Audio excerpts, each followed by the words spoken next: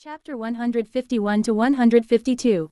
Rimuru observed the battle as he remained still, waiting for the opponent that had long been showing its grudge to him, having even created a specific race of cryptids specifically just to end his life.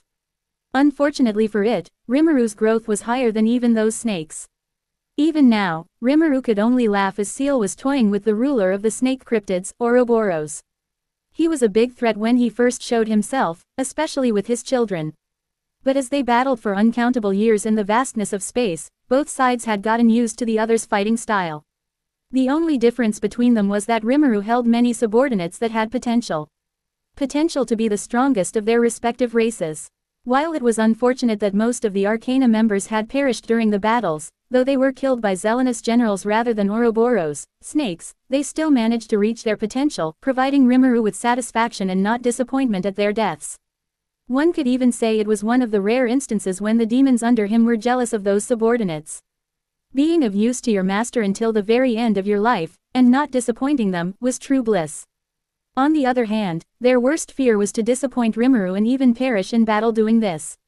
Carrera and Ultima were the ones that were on the brink of this despair when they were relocated to the Cardinal World. Having done a massive failure of a mission in battle because of their bickering was something both Diablo and Testarossa would never let them forget. One could say that the reason the Primordials have never suffered defeat is due to their fear of disappointing Rimuru, the same way Agni and Runa felt as they had already experienced it, thus never wanting it again. Peeking in on the other battle, Rimuru was not surprised but still a little let down by Apophis. Sure, Velgrind was in her true full power form, she was even using Cthulhu on him, which was overkill in his mind. Hearing some rumbling sound, Rimuru saw the gate connecting the otherworld and the heavenly tower open wide. He placed a hand on his chin, thinking what might have opened it. Was it Ivaraj? He tilted his head, noticing the massive wave of cryptids entering through. Their goal is probably the Cardinal World and, oh, those three are new. He grinned as he felt the presence of Kakishi, Suiamu, and Habataki entering after the insects, their strength equal to or maybe even slightly stronger than Zelenous himself. He could already imagine the battle happening in the Cardinal World's barren land. The Primordials and the Seraphim were probably already there, fighting the Insectars and the other cryptids pushing forward. But those aren't my problem. He shrugged as his eyes glowed at the change in Magicule in the open space. Deep in the otherworld, as Ouroboros and Apophis were dying and their children were fighting in the Cardinal World. Kyahahaha, the first cry of the evil god finally emerged from its evolution. The birth of the creature that many ancient beings feared being released. The creature that had begun to form its very own sentience, it was finally time for its arrival as the cocoon covering her body cracked. The once massive form that struck fear into those that saw it, fully engulfed in miasma and the malevolent energy that seeped out of its very own body. While spiritual beings can alter their forms however they like, whether it be the color of their hair, eyes, or skin, their height, age, and even gender, for someone like Ivaraj who was born a mindless spiritual being, it was merely using a form that was created instinctively with its powers. Now, it was different. Finally, gaining its own sentience, its body began decreasing in size, settling into the form of a small human child. The condensed energy inside began to radiate into the surrounding space. No being, cryptid or otherwise, could remain in any vicinity near its form, especially in the state of transformation it was currently in.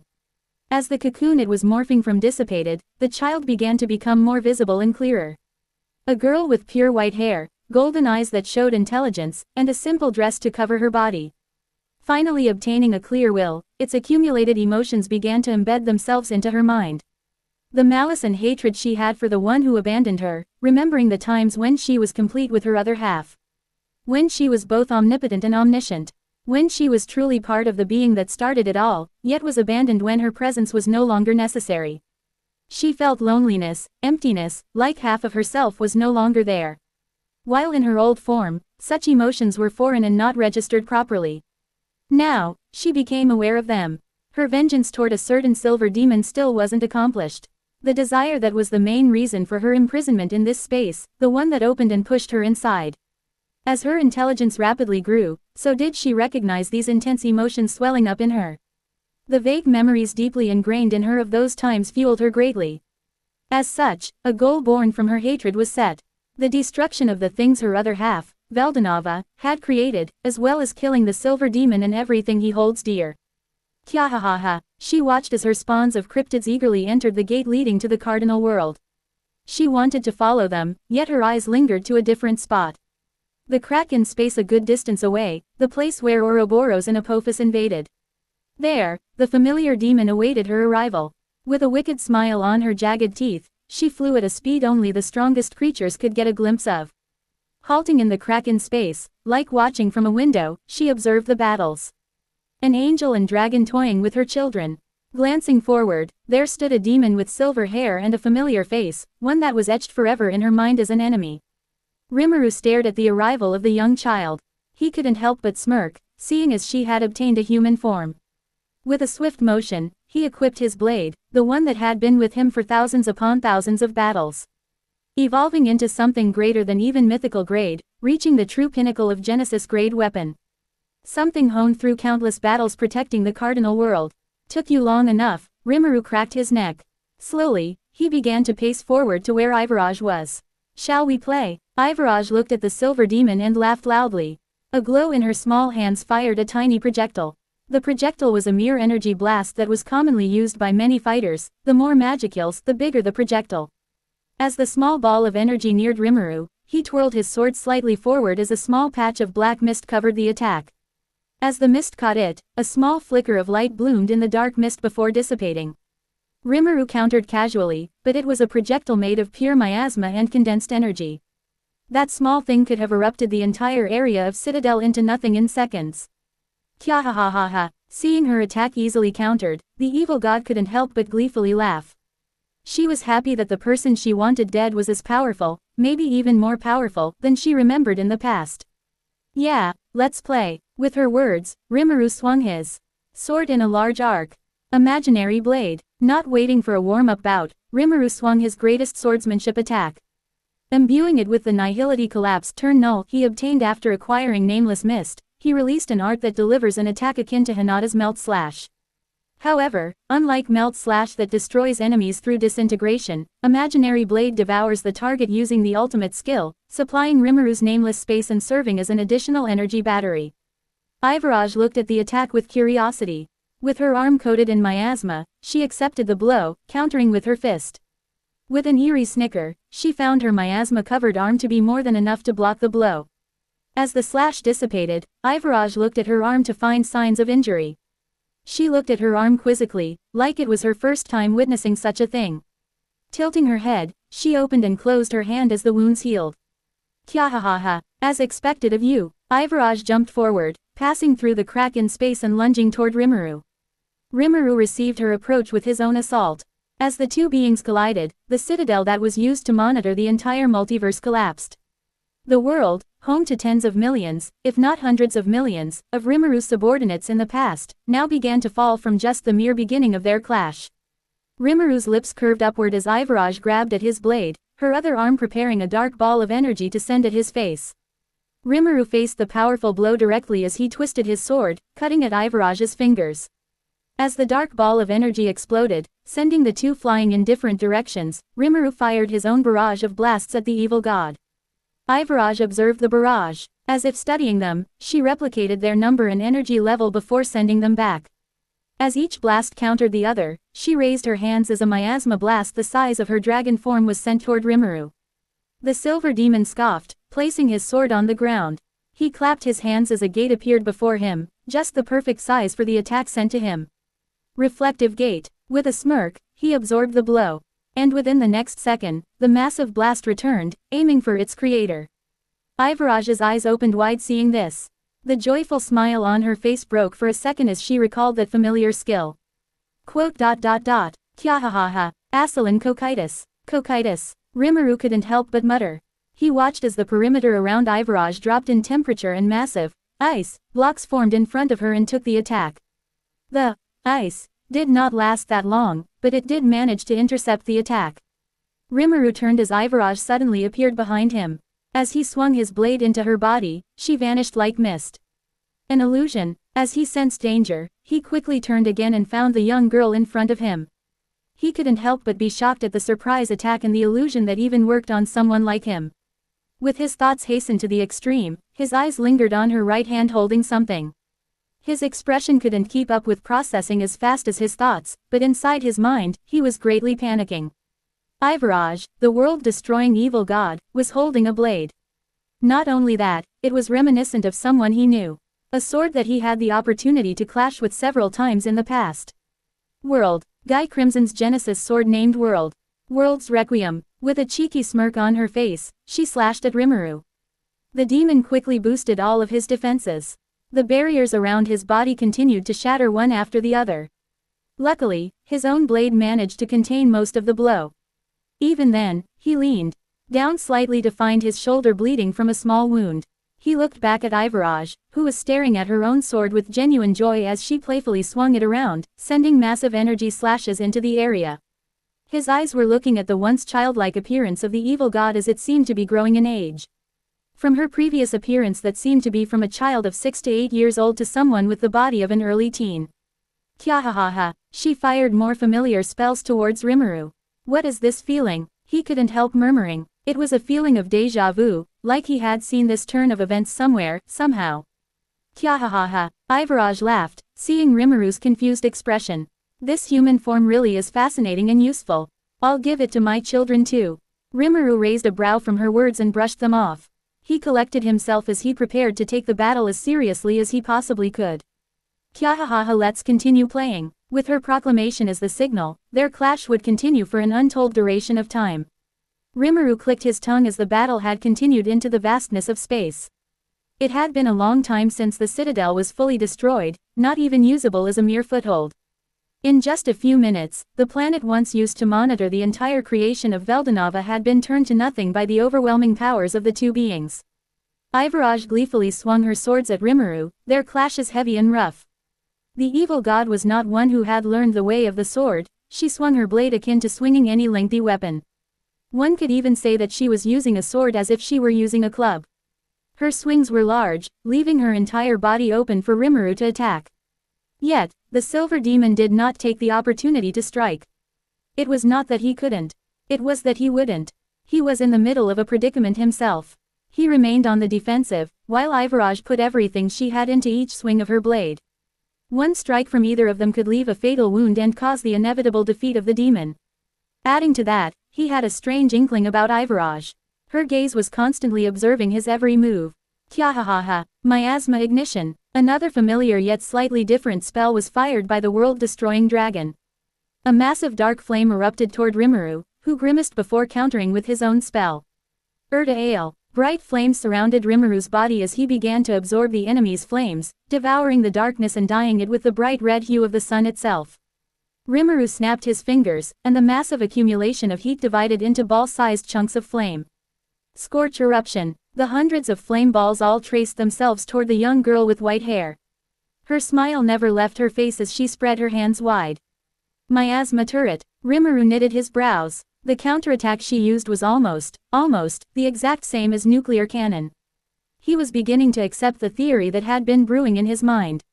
One last test, he murmured as he began to use cardinal acceleration on his body. Simultaneously, he invoked deceleration on Ivaraj's body as their swords clashed once again. Her eyes twitched for half a second as she noticed a sudden drop in her speed. Before she could even process it, Rimuru was already preparing his ultimate skill. Devour everything. With the nameless mist enveloping Ivaraj's body, a hint of panic surfaced in her expression as her skin began to peel off slowly, the mist eating at her at a pace her regeneration could barely keep up with. As her body began to decompose and get absorbed, she closed her eyes and recalled her last battle with Rimuru and the Seraphim. At the same time, she observed the battles of her children, who were dying one after the other. Everything was being transmitted to her mind in real time. She watched the primordial demons use their world skills. She watched as the Insectar took his father's power. And she watched as the Seraphim used their authority. With a massive burst of energy, like something suddenly awakening, her entire form began shimmering with a dark purple aura. She took reference from the apotheosis and administrative authority of the angels. Instead of the bright holy aura, it was a dark and evil sensation that covered her body, like real armor shielding her from the cyclone of mist attempting to devour her.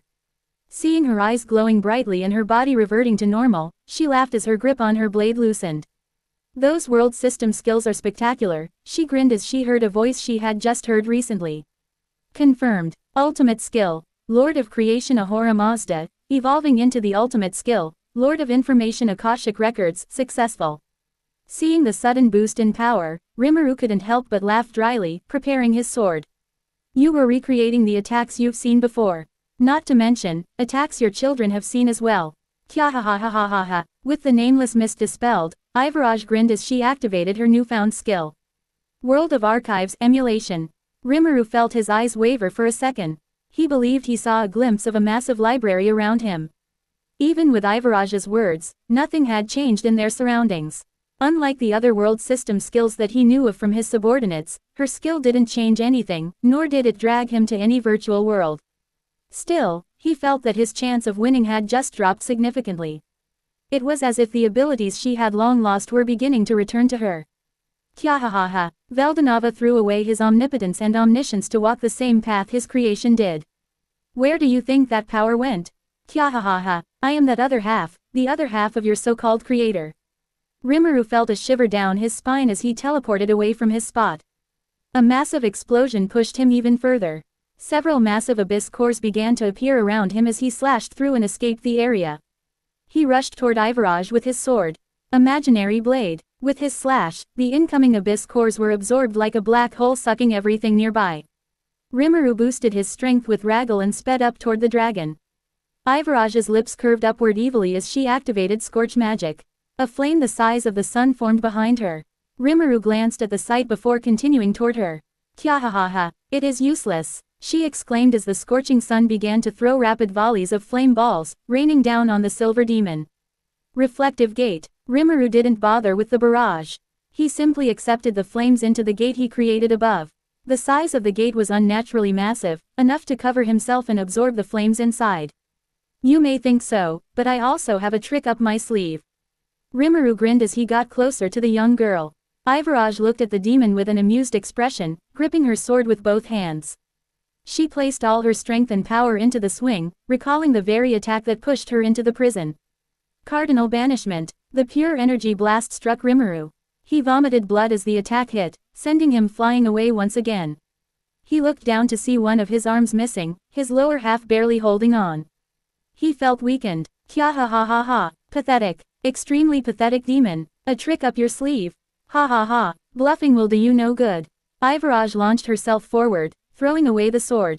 She stretched her hands forward, her fingers growing sharp black nails, and her teeth turning jagged as she let out a breath attack. The breath was met with Rimuru's nameless mist, devouring the attack as he held onto his consciousness.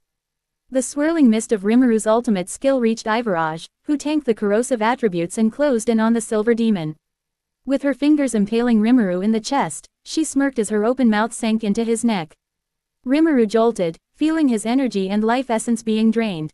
With rigid and sluggish movement, he grabbed her entire body. Chronosaltation, a spell he had managed to replicate by witnessing Feldway's attack through the eye and through the information provided by those nearby. Ramirez had been very helpful on the matter, giving an in-depth analysis to Seal, who then passed it to him. Ivaraj felt the flow of time begin to distort, and the backlash of such an attack revealed its result, throwing the target into the very end, the end of space and time. With the two beings thrown out of present time, the world of archives dissipated and vanished.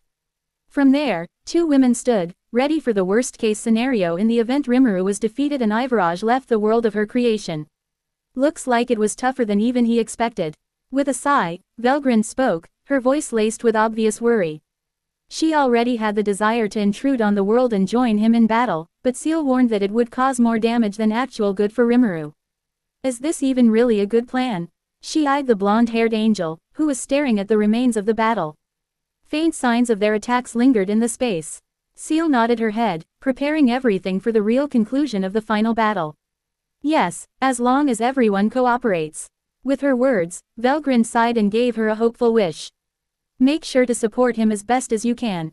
Seal closed her eyes. Her body dematerialized as she turned into bright lights, dissipating into space. I was born for it. In the future, or more specifically, at the very end, where the concept of space and time no longer existed, Rimuru bled as he slowly healed his body. Ivaraj flew around, attempting to escape the space they were currently in. With a frown on her face, she kicked Rimuru, sending him flying away. He gripped his wounds and watched as Ivaraj grew even more impatient, unable to return back home. Damn you, she gritted her teeth. Even with her Akashic record, she could not find a suitable method to return to the past. It wasn't that there was no way back, there was, but she didn't have the necessary requirements for it. Rimuru laughed, his body beginning to revert to its normal state. Though the damage to his spiritual and astral body still remained, he had recovered enough to keep fighting. Ha ha ha, this time, the silver demon laughed with great vigor, a hint of maliciousness in his voice. Why don't we continue here, Ivaraj? We can battle here for all eternity. You bastard! Ivaraj slammed her fist into his face. In response, Rimuru kneed her in the stomach, and the two were sent flying apart. Rimuru activated his ultimate skill and materialized several condensed mist spheres, forming small black holes which he hurled at Ivaraj. She sneered at the attack and swatted them away with her bare hands. She winced. They were stronger than she expected. It was as if something had been added to the magicals that strengthened them. She felt her arms twisting as the gravity of the black holes pulled her limbs in different directions. Using brute strength, she escaped the pull and dispelled the black holes. Devastation. Hive. A skill reminiscent of Zelenus spread across the area, as it consumed the black holes. Ivaraj imbued her ultimate skill to boost their ability to devour and assimilate. Rimuru quickly slammed his left hand into her face while holding his sword in his right. He impaled her, clicking his tongue as she grabbed the blade. With a flicker of light, she fired nuclear-type magic, sending Rimuru flying back again. He swung his blade midair to regain his posture, then raised it, firing several scorch and frost spells at Ivaraj, boosted by Ragel. He also attempted to weaken her using Gabriel and Belphegor. Kyahahaha, you're not the only one that can use those now. Ivaraj's body glowed crimson red as she accelerated, compensating for the debuffs. She opened her mouth wide and unleashed another breath attack, this time emulating the power of destruction and death she had observed from the yellow and white primordials. And who do you think those belong to? Rimuru scoffed as he opened another gate, redirecting the breath back at her. Following behind, he readied himself for another strike. Those are from my subordinates. Kyahahaha, then you'll die by their hands. With a snap of her hand, the breath and all activated skills vanished, gone as if someone had flipped a switch. World of Archives. Shit. Rimuru came to a halt and looked around. Watching his reaction, Ivaraj felt her displeasure fading. She would take her time returning after finishing the enemy before her.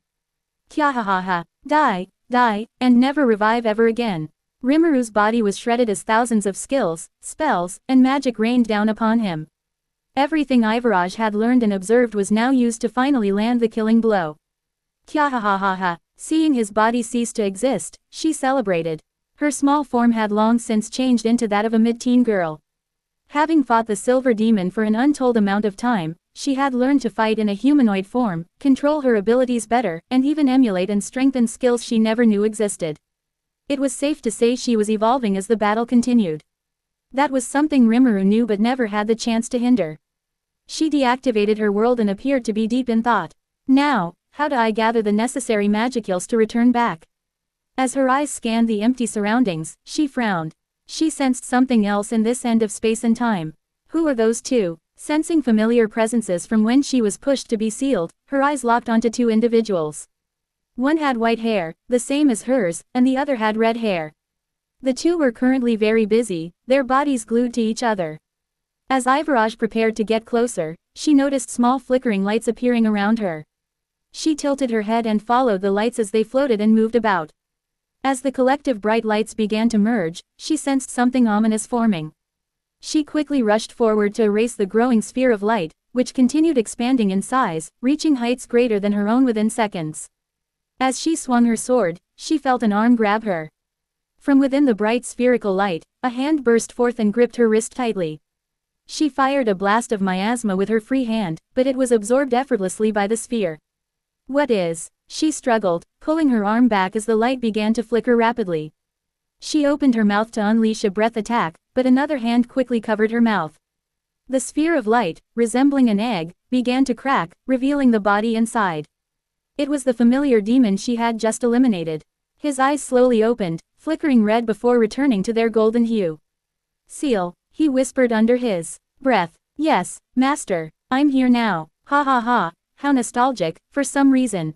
Rimuru chuckled as her voice rang inside his head. Her body was nowhere in sight, but he could feel her presence within him. It was something familiar, something that felt right, as though her being a part of him was always how it was meant to be. You sure took your time coming here. I have been searching for your presence for an eternity in this empty existence. Please give me credit for even finding you, Master. How patient of you. Rimuru's voice was soft, as if he hadn't just been on the verge of experiencing a true death, where revival of any kind was impossible. What are you even talking about? With a cracked voice, Ivaraj looked deep into his eyes, unable to escape his grip. How come you? What is this strength? Rimuru tilted his head as his hands held her tightly in place. Ah, that's what happens when you accumulate enough nihility collapse after collecting for an eternity. Nihility collapse. Nihilate, you have it. She screamed in shock, her breath hitching as a shiver crawled down her spine. It was something even Veldanova lost. How did you? Rimuru flashed a grin as black mist began to leak from his body. I evolved, and so did my skills. Confirmed. Ultimate skill. Nameless mist evolving to God of Void Azathoth, successful. No. Ivaraj attempted to return to her draconic form. Her size began to increase, yet for some reason, the grip never changed. The feeling of the inevitable still lingered in her mind. I just want to be back with him. I just want to be complete again. She bit into his hand. Even that wasn't enough to loosen his grip. I just don't want to be alone anymore. Azathoth. With one word from Rimuru, her entire body was engulfed in the black mist and devoured. A single tear trailed down her cheek as she was fully consumed, taken into his newly evolved imaginary space. It's done. It really is. To be continued.